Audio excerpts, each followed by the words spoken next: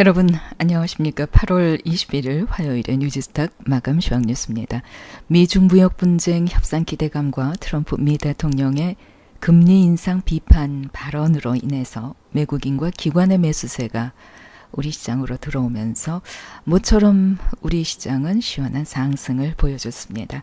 코스피 지수가 22.18포인트 오른 2270.06, 코스닥 지수는 17.37포인트 오른 787.15, 원달러 환율은 3.5원 내린 1119원, 유가는 배럴당 66.43달러를 나타냈습니다. 코스피 시장에서는 외국인이 1069억 원어치 순매수했습니다. 그러나 개인은 1517억 원, 기관은 170억 원어치 순매도했습니다. 코스닥 시장에서는 외국인이 1128억 원, 기관이 1370억 원어치 순매수했고 개인은 2350억 원어치 순매도했습니다. 오늘 주요 뉴스입니다. 최근 글로벌 반도체 시장의 고점 논란이 이어지고 있는 가운데 반도체의 올해와 내년 성장률 전망치가 또 상향 조정됐습니다. 업계에 따르면 세계 반도체 시장 통계기구가 최근에 발간한 시장 전망 보고서에서 올해 전 세계 반도체 시장의 매출은 총 4,771억 달러로 지난해보다 15.7% 증가할 것으로 추산했습니다.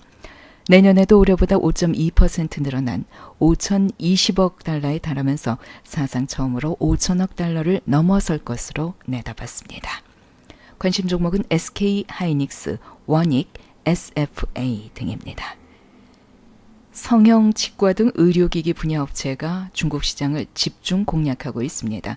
중국 의료기기 시장은 주로 현지 업체가 중저가 시장을 장악하고 고가 시장은 외국 업체가 주도하고 있는데 한국 기업이 높은 기술력을 토대로 고가 의료기기 시장 점유율을 확대하고 있습니다. 중국은 매년 두 자릿수의 성장을 이어가고 있는 세계 최대 임플란트 시장이기도 합니다. 임플란트 업계 관계자는 임플란트 내수 시장은 이미 국산품 점유율이 90%에 달한다면서 업체들이 중국 시장을 노릴 수밖에 없는 이유라고 설명했습니다. 또 2013년 중국에 진출하면서 한국산 필러를 중국에 처음 선보였던 LG화학, 지난해 필러 제품으로만 매출 450억 원을 올렸습니다. 국내 기업 휴메딕스는 필러 주재료 가운데 하나인 히알루론산으로 만든 제품 엘라비에를 중국에 수출하고 있습니다.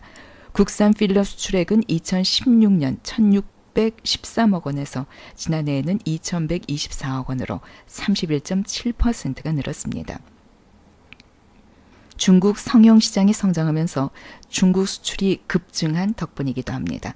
식품의약품안전처에 따르면 지난해 국산 의료기기 중국 수출액은 우리 돈으로 약 5,723억 원에 달했습니다.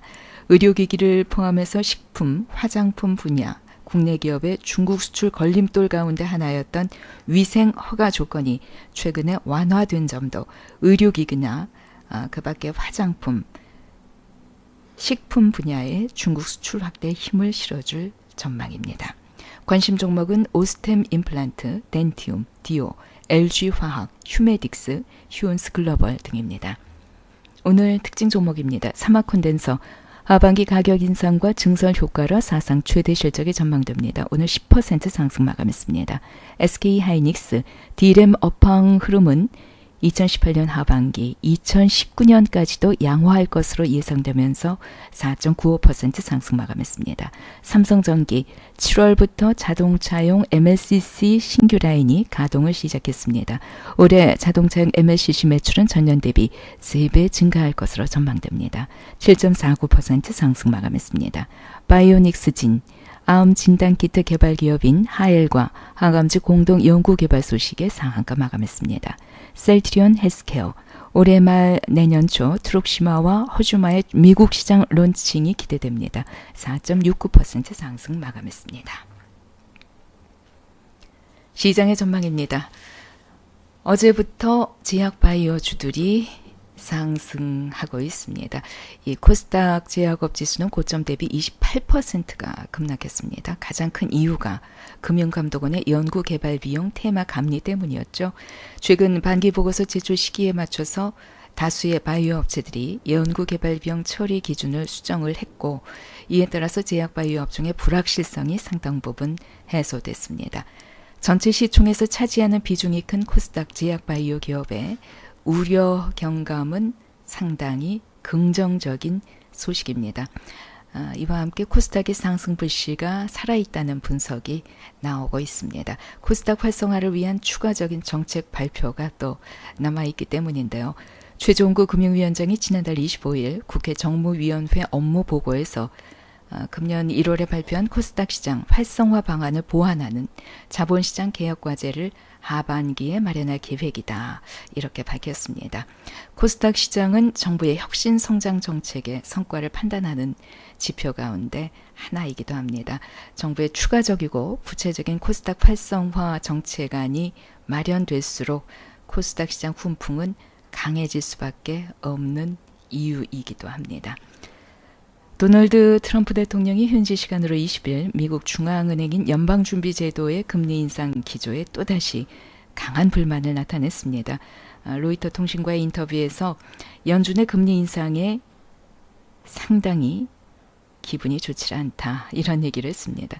트럼프 대통령이 제롬 파월 연준 의장에 대해서도 그가 하는 일에 동의하지 않는다면서 부정적인 시각까지도 내비쳤습니다. 이와 관련해서 블룸버그 통신이 트럼프 대통령이 지난 17일 뉴욕에서 열린 후원금 모금 행사에 참석해서도 금리 인상에 대해서 공개적으로 불평했다는 기사를 내놓기도 했습니다. 우리 시간으로 23일 미국과 중국의 고위관리 무역 협상, 그리고 24일에는 중국산 제품 160억 달러에 대한 추가 관세 발효, 이어서 제롬 파월 미국 연준 의장의 미국 통화정책 발언, 이러한 내용들이 이번 주에 지속적으로 나오게 됩니다. 트럼프 대통령이 입김이 파월 의장을 움직일지 지켜봐야 될 것 같은데요. 만약에 긍정적인 사인이 나오게 된다면 우리 증시 그동안의 하락장에서 이제 벗어나는 계기가 되지 않을까 하는 생각이 듭니다. 8월 21일 화요일에 뉴지스탁 마감 시황 뉴스였습니다.